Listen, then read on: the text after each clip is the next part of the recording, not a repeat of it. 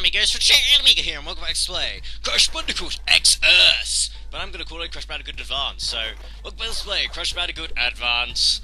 And in this part, we are in the next level of the game. This level is known as Drip. And it's another sewer level, as you can see. But this level's quite near the beginning of the, the level, so, that's pretty nice. This bonus level can be a little bit tricky. This one has some tricky platforming sections, but like most bonus stages, you can replay them as much as you want. So if you die, you just spawn right back outside of it again, and you can just play the little bonus level all over again. So nothing that bad. And that extra life, as soon as you go to the right, it'll still be there. So you don't have to try and get it, which is all fine. I just tried to get it anyway. Failed, but trying's better than nothing. Now this bit, you don't want to hit that switch, because otherwise, you won't be able to get these. And this bit could be kind of tricky. So if you want to, you could try and get the switch to help you with this bit, but I don't bother, because just make sure you don't hold down the A button when you're jumping on those things, and then you won't touch the nitros at the top. Now this is the tricky bit. You want to make sure that you blow up the TNT crate, and then you want to jump on here and make sure you get across safely. This isn't the hardest bonus stage. There's actually one or two other sewer bonus stages that are a little harder than this, but yeah, let's say this one's a little bit more trickier than some of the other special bonus stages. So yeah. Now on this website it actually has two things talking about this level. So one of them actually says this is actually one of the only 4 levels in the Crash platforming series that has more crates in the bonus path than the main path, which I didn't actually know that. I don't really pay attention to the box count, but these people do, and they said the other 3 levels are that are like that are levels from Crash 2 called Ruination, Night Fight, and Spaced Out. They all have more bonus crates than they do crates in the actual level. So yeah, and damn it, I missed that extra life. Go back and get it, please. Destroy that. Get the extra life. Thank you. Cool. But yeah, always. Oh yeah, I remember what I was doing. I was looking at the screen for a second, so yeah. Basically, don't use your mask to break that box, otherwise you'll fall right into the acid, and that's no good. Just make sure you destroy all the enemies with the mask, and then make your way back. I guess maybe destroy those frogs with the mask, and then start running back. But I didn't do that. Either way, it works. Boom. Now, the other thing it says about this level is, like the Crash Bandicoot 2 Cortex Strikes Back stage, Piston It Away, the stage's title is an obvious allusion to a Chumbawamba song from the album Tub Thumping, the song Drip. Yeah. So, it's another reference to some song that I haven't heard of. But I just thought I'd let that out there. I'm not much of the music type of person, to be honest. I'm more of, if I ever listen to music, it'll be something from some video game or some anime. So if this is supposed to be like some band that loads of people know, then well, I'm sorry, I don't know them. Don't be shocked, because you shouldn't be shocked if I don't know something about music. Now we're on this level. It's the final countdown. See, I know that music reference. Happy now? But then, again, I don't know anyone who doesn't know that music reference.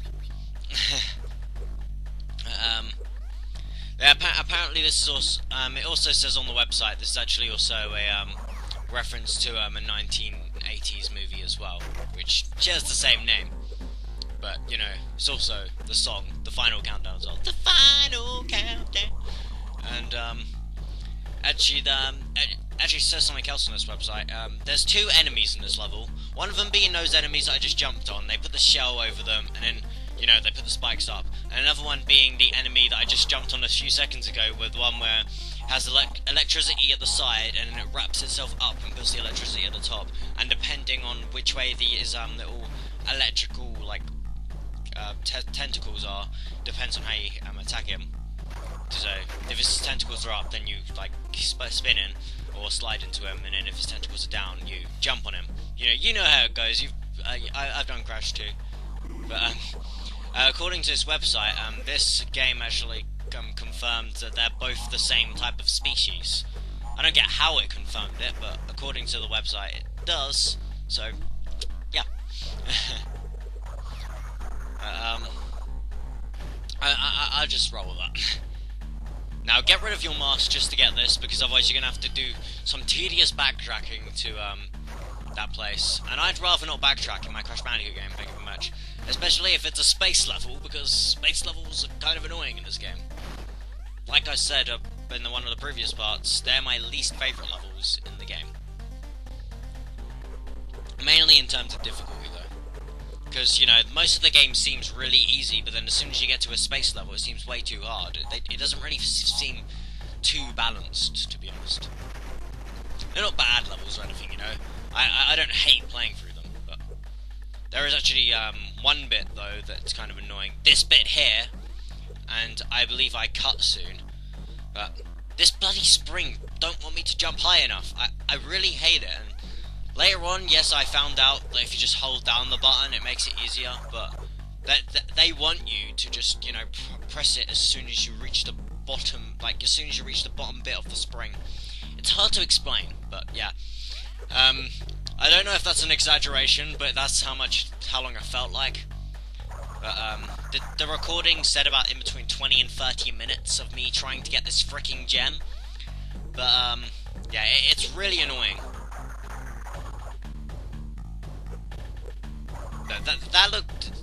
That looked somewhat easy, but that wasn't easy, trust me. That was really hard. It took ages to do. And also you have to bear in mind the fact that I'm playing this on an emulator with lag, so sometimes the jumps were kind of fucking up every now and then. So, yeah.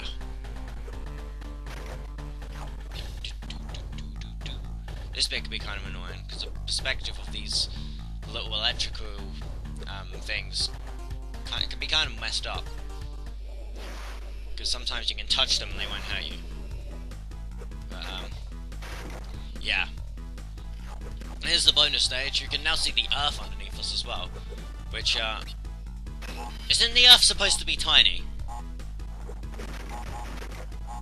Wait. Wait. The Earth's supposed to be tiny. It's supposed to be in Cortex's hand, yet it's still in the atmosphere. This game makes no sense.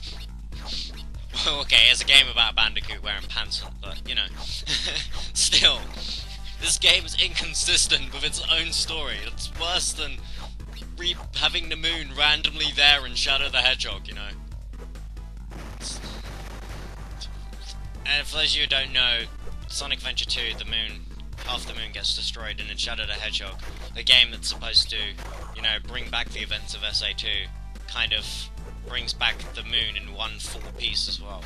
It brings it back together in one piece. Which, yes. That Nitro Crate exclamation mark could be kind of a douche, because it's right behind the bloody portal thing. Which is kind of annoying, I don't like the placement there, but, fair enough. That was close! Sometimes I make all these risky jumps for some reason. I should really, kind of stop every now and then, but that's how I roll, it works, If it works, then that's fine. Neo Cortex! Yes, we're on the final boss of the game already. Part 5, final boss, yes. This is quite easy. First he shoots a load of bullets going along the floor, you just need to jump over them, and then he shoots ones going on the top, you just crouch under them. I think you can see the gameplay, so I don't really need to explain too much. Then here, wait, boom, he'll destroy one of the gems. Yeah. I don't know why though, I'm pretty sure I collected one of those gems. I'm pretty sure I collected that red gem right there. I don't know why it's there. Maybe Crash was just like, just for this boss fight, I'll let you use it. But, I don't think Crash's voice sounds like that, but, fair enough. Crash can sound like that if he wants to. So Cortex kind of fires it all over the place. His movement with the gun gets more sporadic for each round. And there we go, we beat him. fool! It will take me forever to fix this mess. Super, you got all the crystals. Let's hope there's enough power in these to reverse Cortex's dirty work.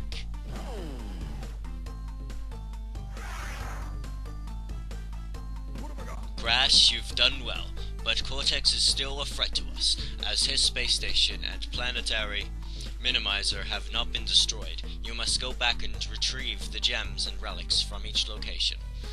And there we go, we have a nice little remix from Crash Team Racing's credit song, and I quite like that song, so, you know, I'm glad they used it here.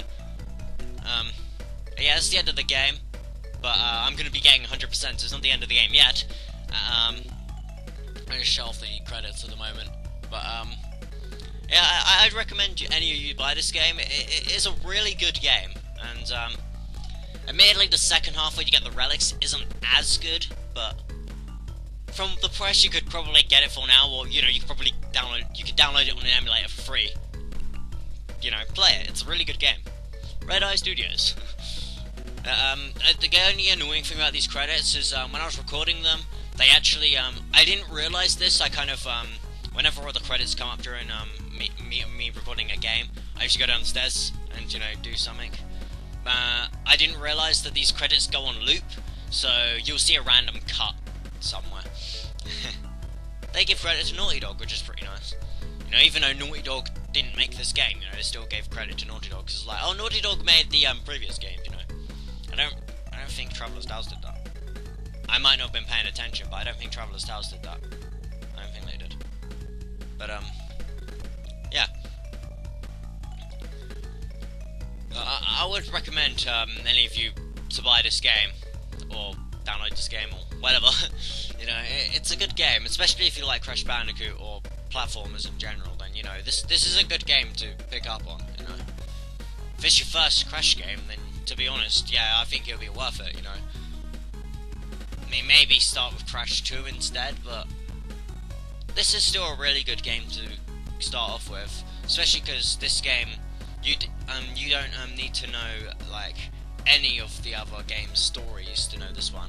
I mean, you could kind of set it with 2 and 3, but then again, they kind of make references back to the previous game, like at the beginning in Crash 2, it has Cortex falling down from the sky. You might think, why the fuck is this happening? I don't get that, but, you know, this game doesn't have anything like that, so this is a good game to start off with in terms of story as well, but story isn't too important in Crash, but just, there might be some of you that might like story, so this is a good place to start off with. Here's where the thing starts looping again, so we're going to cut back, and we're going to go all the way down, and we're going to start the relics of this game. Yeah, now you can actually get a relic as soon as you beat the level, so what I could have done is beat level 1, and then have to go back and get to the relic in level 1 again, but I didn't feel like doing that. I wanted to, you know, beat the game in like as quick parts as possible, and then for those of you who want to see, you know, the relics and whatnot, you get to watch that after the game's already completed, whereas some people might just only want, you know, to see the finished game, and, you know, that's fair enough, you know. Yeah, you choose whatever you want to watch, and it's all hunky-dory, all handy-dandy, all flapjacks and card games on motorcycles, I don't know. Just spewing random words out my mouth to try and make this commentary last a little longer, because I have no idea on what to say. But there's that level completed, 27 seconds and 50 milliseconds. And we got gold.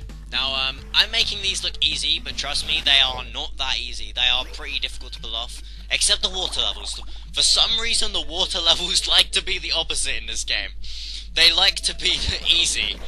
In most games, water levels are like those painful levels that you go through, and you find them annoying, except in Sonic games. I don't find them that annoying in Sonic games, but you know how much I like Sonic games. But for some reason in this game only, they just make the water levels really fun. I don't know how they did it, but they're just really good. And I mean, yes, I did say, like, I thought the Crash 3 water levels were good, but that was my personal opinion. Here, these water levels actually are good. Like, it's hard to explain, but I've never heard someone complain about the water levels in this game. And these just these water levels are just really good. And they're actually the best levels to speedrun, to be honest.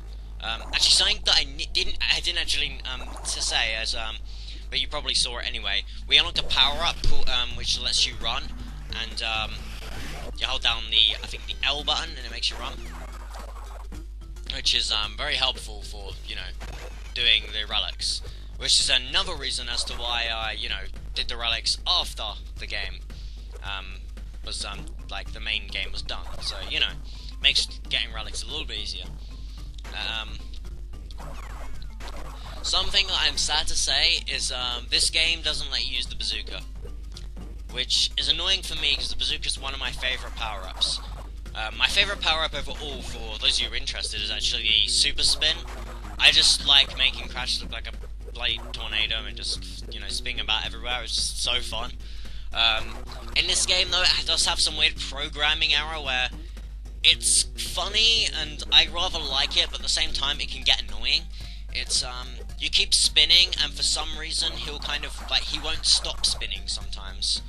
And it'll be kind of like, say, if you modded the game to make it so you have infinite spin, it'll be like that, but it chooses when it wants to stop. It's really weird to explain. I don't know how to explain it, but you will see it in a later part. Anywho, the part's ended now, so I'll see you guys next time. Thank you for watching, and bye-bye.